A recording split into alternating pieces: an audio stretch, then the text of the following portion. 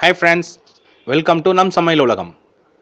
நம்ம இன்றைக்கி பார்க்க போகிற டிஷ் பார்த்தீங்கன்னா ஒரு சூப்பர்பான டிஃப்ரெண்ட்டான டிஷ் பார்க்க போகிறோம். ராஜ்மா தால் வச்சு கிரேவி ஐட்டம்.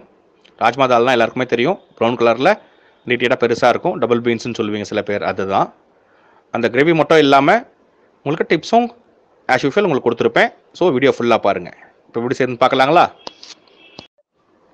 ஃபஸ்ட்டு ஒரு வானல் வைங்க, எண்ணெய் ஊற்றுங்க. எண்ணெய் காயிட்டும். காஞ்ச உடனே சீரகம் மட்டும் போடுங்க, வேறு எதுவும் வேண்டாம்.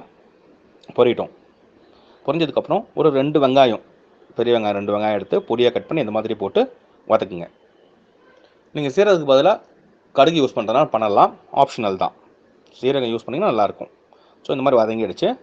இந்த ஸ்டேஜில் ஒரே ஒரு ஸ்பூன் இஞ்சி பூண்டு பேஸ்ட் போட்டுட்டு இந்த மாதிரி வதக்குங்க. வெங்காயம் ரொம்ப ப்ரௌன் ஆகக்கூடாது, பார்த்துருப்பீங்க. இஞ்சி பூண்டு பேஸ்ட் போட்டாச்சு, வதக்கியாச்சு. இப்போது இதுக்கு தேவையான மஞ்சத்தூள் கொஞ்சமாக, ஒரு 1/4 டீஸ்பூன் மஞ்சத்தூள், அதை ஒரு வதக்குங்க. இந்த மாதிரி வதக்கிட்டதுக்கப்புறம் தனி மிளகாத்தூள், வெறும் ரெட் சில்லி பவுடர் போட போகிறோம். காரத்துக்கு தகுந்த மாதிரி 1 ஸ்பூன் இல்லை 1.5 ஸ்பூன். ஸோ நான் இப்போ 1.5 ஸ்பூன் போட்டிருக்கேன். அடுத்தது கொரியாண்டர் பவுடர், மல்லித்தூள் இருக்கு இல்லையா, தனியா பவுடர், அது ஒரு ஸ்பூன் இல்லைந்து 1.25 ஸ்பூன் போட்டுட்டு இது நல்லா வதக்குங்க. இது கொஞ்சம் ரா ஃப்ளேவர் போகிற வரைக்கும் வதக்குவோம். பாருங்கள், இப்போ ரா ஃப்ளேவர் போயிடுச்சு. இப்போது தக்காளி பியூரி, அதாவது ஒரு 3 நல்ல பழமான 3 தக்காளி எடுத்திருக்கேன். அதை அரைச்சி என்னுடைய பேஸ்ட் ஊற்றிருக்கோம். நீங்கள் அதை பாயில் பண்ண தேவையில்லை, சும்மா டைரெக்டாகவே அப்படியே அரைச்சிடலாம். அரைச்சிட்டு அதில் ஊற்றிட்டு பச்சை வாசனை போகிற வரைக்கும் மீடியம் ஹீட்டில் வச்சுருங்க. ஒரு 3 to 4 மினிட்ஸ் ஆகும். கொதித்து அந்த எண்ணெய்லாம் கொஞ்சம் வெளியில் வரும். அது வரைக்கும் நம்ம இதை விட போகிறோம். பாருங்கள், இப்போது இந்த ஸ்டேஜில் உப்பு போடுறோம். எண்ணெய்லாம் மேலே வந்திருக்கு. உப்பு போட்டுட்டு ஒரு மிக்ஸ் பண்ணிவிட்டு கொஞ்சமாக கரம் மசாலா வந்து பார்த்திங்கன்னா ஒரு 1/4 ஸ்பூன்லேருந்து 1/2 ஸ்பூன், நிறைய வேண்டாம். ஏன்னா நம்ம குவான்டிட்டி கொஞ்சமாக எடுத்துருக்கோம். ராஜ்மா தால் வந்து 100 கிராம்ஸ் தான் எடுத்திருக்கேன்.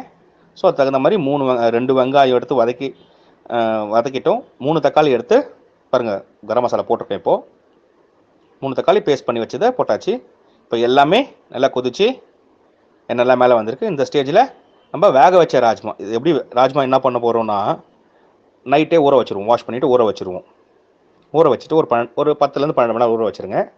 அதை எடுத்து ஒரு 3லேருந்து 4 விசில் விட்டுருக்கோம். ஸோ அந்த ராஜ்மா தால் தான் நான் இதில் வேக வச்ச ராஜ்மா தால் தான் ஆட் பண்ணியிருக்கேன். பாருங்கள், ஏற்கனவே உங்களுக்கு நான் சொல்லியிருக்கிறேன், 2 வெங்காயம் பொடியாக கட் பண்ணி வதக்கியிருக்கோம், 3 தக்காளி எடுத்திருக்கோம், அவ்வளோதான். ஸோ ஏன்னா நான் 100 கிராம் தான் எடுத்திருக்கேன்னு சொன்னதுனால கம்மியாக யூஸ் பண்ணியிருக்கேன். நீங்கள் 200 கிராம் எடுத்திங்கன்னா கொஞ்சம் எக்ஸ்ட்ரா ஆட் பண்ணிவிடுங்க. சூப்பர்பான ராஜ்மா தால் ரெடி ஆகிடுச்சு.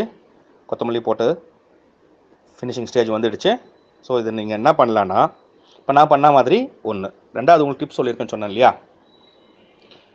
தக்காளி வெங்காயமும் நீங்கள் பேஸ்ட் பண்ணிக்கலாம். வெங்காயம் நீங்கள் அப்படியே போட்டு வதக்கினாலும் சரி, இல்லை வெங்காயமும் பேஸ்ட் பண்ணுறதுனா பண்ணிக்கலாம்.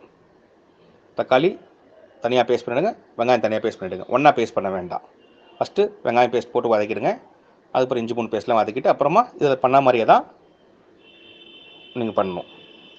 சூப்பர்பான உங்களுக்கு ராஜ்மா தால் வித் சப்பாத்தி உங்களுக்கு காமிச்சிருக்கேன்.